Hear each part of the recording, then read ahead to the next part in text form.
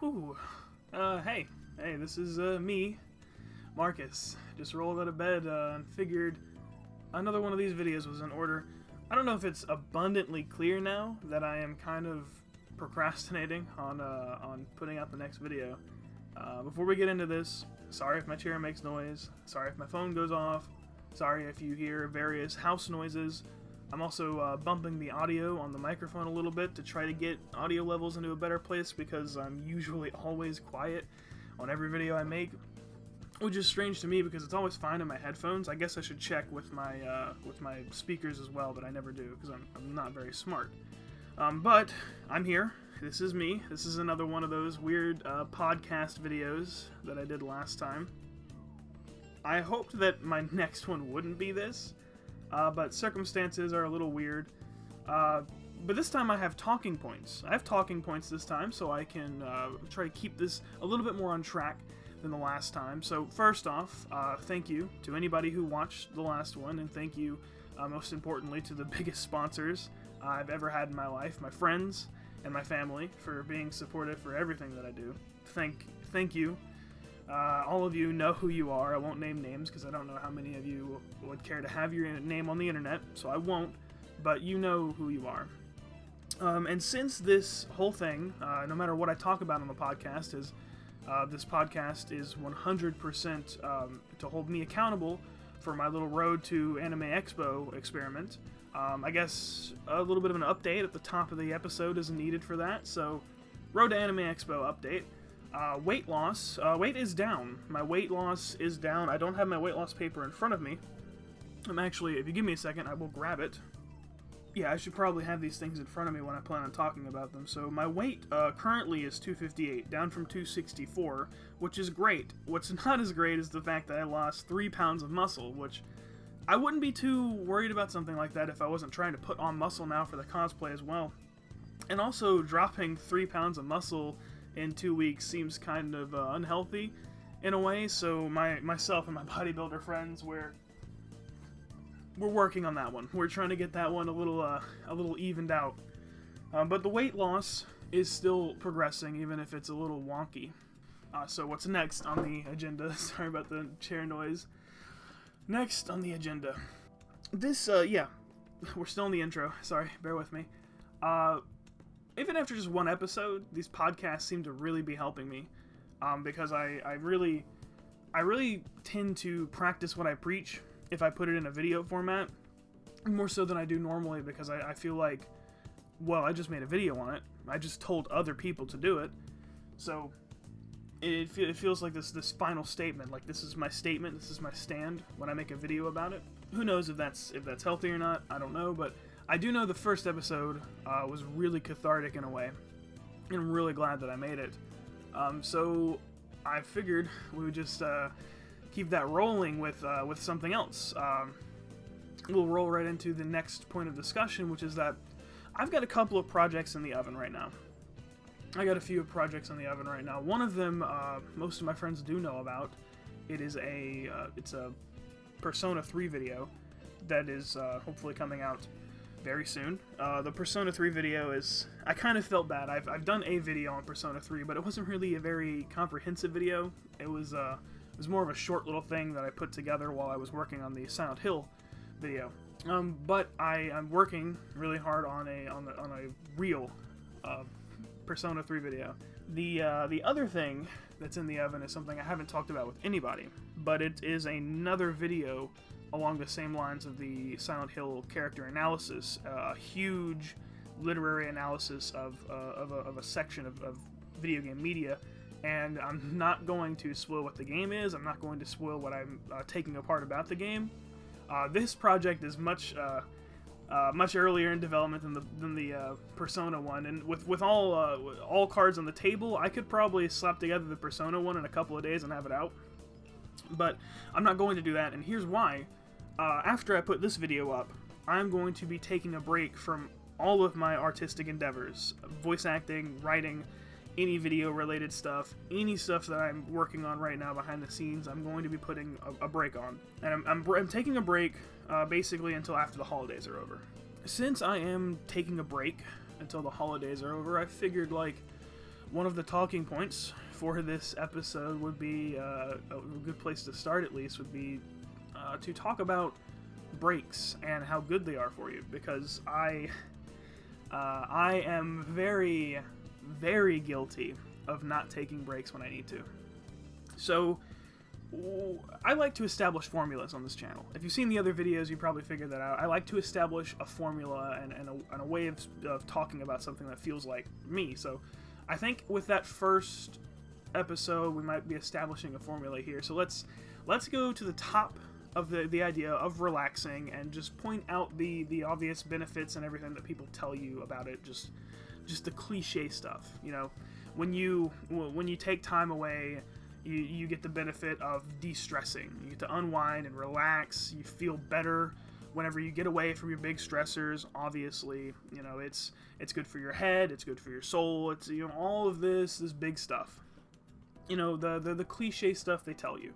And everyone always tells you to take a vacation or to just, you know, take a few days for yourself. You know, there's a lot of different kinds of taking a break. You know, there's taking an hour-long break when you're in the middle of a big project, or taking a couple of days off after you finish a project, or maybe your projects are real big right now and it's taking you a long time. You go ahead and take a couple weeks off just to, you know, de-stress, reevaluate. And I want to put an emphasis on something that I don't really look at often when I'm thinking about taking breaks. Because everybody obviously knows about, you know, de-stressing and how it just feels good to take breaks.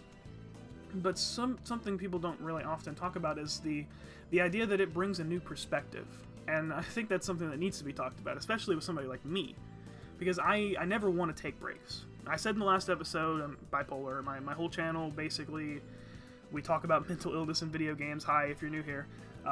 And no, by no means, I'm no expert in any shape or form about mental health. If you need help, you should get help. I'm going to have to remember to say that at the top of every episode for this as well.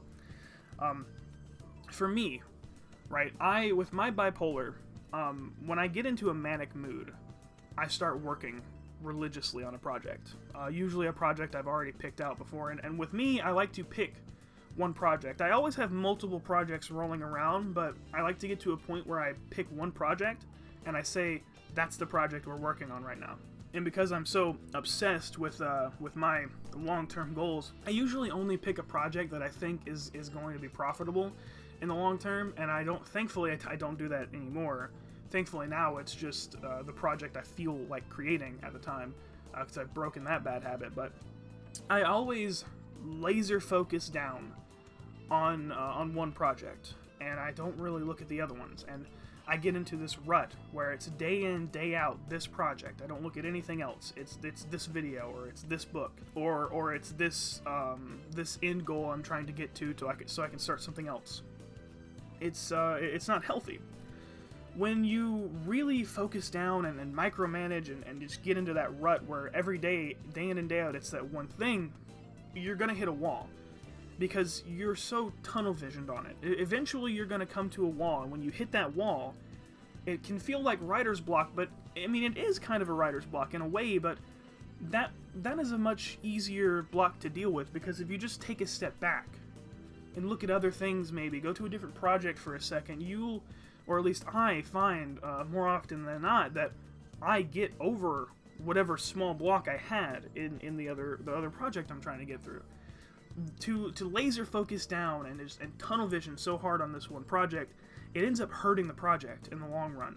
For me, I believe. 100% disclaimer, most of everything I talk about here is my own opinion. It's what I have experienced and what I've dealt with. It's how I view things, and it's how I get over them. So, take everything you hear here with a grain of salt. But for me, I feel like the overall project falters in its quality if I just focus down obsessively on this one piece of art. And I do that a lot. I do that more than I care to admit. Even now that I'm talking about how I try not to do it, I still do it. It's got a lot to do with my bipolar, and whenever I get into a manic spell, it's kind of impossible for me to not, because that's when I feel most productive. That's when I'm really like firing on all cylinders. It doesn't matter how bad it is in the end. I'm just running through it, which is not good. That's not how to do it. When you tunnel vision and you run into one of those walls and you hit that wall, What do you do then? Well, first you have to recognize you've hit a wall. Sometimes you don't want to admit that you've hit a wall. Sometimes you keep trying to force writing or acting or whatever you're trying to make, whatever you're trying to do, you try to force through. And that ends up making it so much worse for you, trying to just pick at that wall and break through. Whenever I hit the wall, first thing I do is admit that I've hit a wall. There's a wall here. And then I look up and I take a step back. I take as many steps back as I need to. Sometimes I just disengage from that project entirely. Sometimes if I can manage it, and with my neurotic brain it's really hard to, sometimes if I can manage it, I take a full-on vacation like I'm going to be taking after this video goes up for the holidays. Whenever I do that, whenever I take that step back and I get that breather room, I can look around now. You know, the object isn't right up at me. When I look up, I don't only see that object, to use a bit of a metaphor, right? Imagine the wall as being a hurdle, and when you're right at it, you look up, it looks much bigger. You get a couple of steps back, a couple of meters back, you look up, and suddenly it's not as big as you thought it was, and then you realize, well, I can throw a rope over that and get over it, no problem, because it's not as big as you thought. Your perspective has shifted. You've gotten a new light on it. And working through other projects, whatever your preferred medium of projects is, it's so weird talking around all of these things because I don't like to say that I'm an artist. There's definitely people out there that are artists and could call themselves artists. It feels so weird when I use that word and when I use the word art, so I try my best to tiptoe around that word. But either way, when you whatever medium you've chosen and you have these projects in, working on your other projects can sometimes give you ideas. It can give you thoughts that you can bring to this big one that you're trying to take care of. Stepping back whenever you're stuck is almost always the first way to find, you know, where you're stuck and how to untangle your thoughts and get back into the process. It is the way that I do it. I'm sure that I've heard somebody smarter than me talk about it like that. Most of the things that I say have probably been said by somebody smarter than me. I'm not very smart. I'm just good at pretending that I'm smart. But that's what I do. That's how I get over it, and it makes things a lot easier. Now we can roll into my next point here, and rolling into my next point here, first disclaimer, I have really no answer for this second one other than just do it. And two, this one's going to be a bit of an existential crisis for me because this one is something I am currently wrestling with. So bear with me on this one. But the next part of this whole thing is like, eventually you will hit a writer's block. That's not just a change of perspective. Sometimes you need to know something, or you need to be a bit more experienced. There's sometimes when it's a very esoteric, weird thing to try to describe, but there's sometimes when you hit a wall in a project that you just don't have the life experience or the book knowledge or something to that nature. There's something there, your own skill level just isn't there for what you're trying to build. And I think when you finally hit that level of you're trying to make something, but you understand that your skill level is not where it needs to be, you hit this point. And I like to call this the point of knowing when you don't know enough. I've been cautious and honestly scared to make some of the stuff I've been working on. This Persona video and the next one that I have in the oven. I've been scared to take them on, and it isn't because of a writer's block. I've got plenty of ideas, but the execution could be so much better. It's almost like I don't have the skills to execute it the way it needs to be executed. To make myself redundant, I've come to the conclusion that I just don't know enough about the stuff that I'm talking about, and I need to learn more, and it's terrifying. It's terrifying because I'm suddenly in this place where the only thing stopping me is me. It's gonna get even worse when I have this whole new audio setup that I'm getting, because at that point, there's no technological limitation on me. It's all me, and my own skills as a writer, and my own skills with voiceovering, and when I start putting it out there, my own skills, whether they be there or not as a voice actor, it's only going to be me and my skills. And that is terrifying for a whole different reason that I will discuss in one of these soon. But to get back to the point of knowing when you don't know enough. With the Persona video, I kind of realized what my formula is, and it should have taken me longer to realize what my formula is. But with my videos, for the most part, it seems like I will take a video game, or certain video games, or something of the sort. I'll take a video game, and I will make some opening jokes. I'll talk about the development or the team, what year it came out in. Usually make a stupid band joke about the year, since, you know, of course that's the most original fucking thing ever. But then I'll go into how the game works, and then I will break down the game's story, but not in a traditional literary essay form. I like to break down the story in a way as it relates to humans and human emotion and how we feel about things.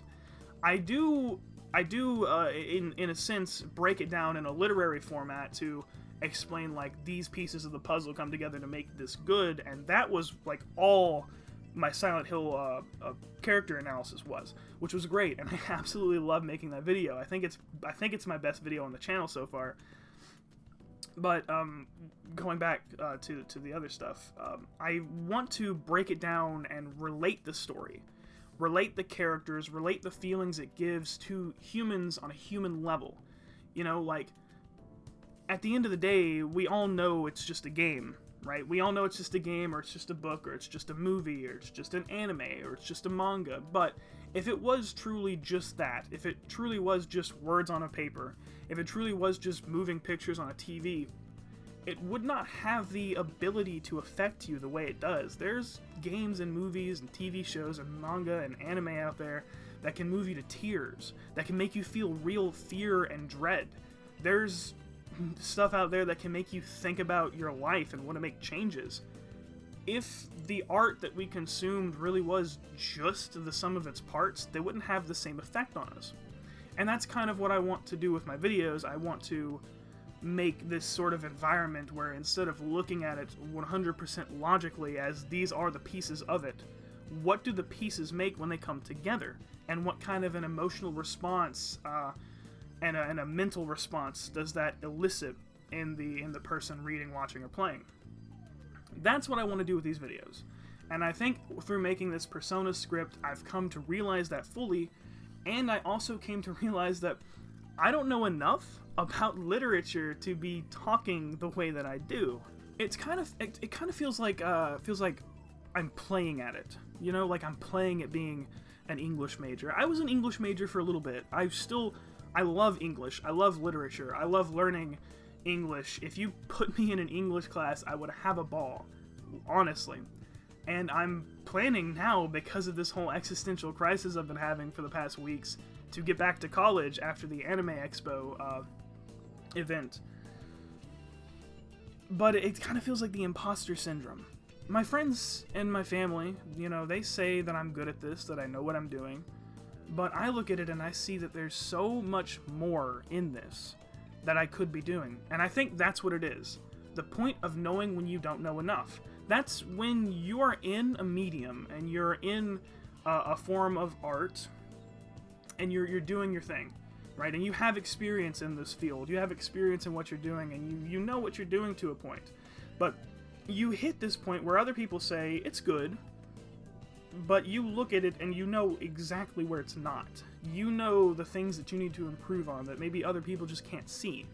You know now, because you are intelligent enough within your field, you know now that you don't know enough. And, well, like I said, I don't have a good answer for this one. The answer really is just to do it.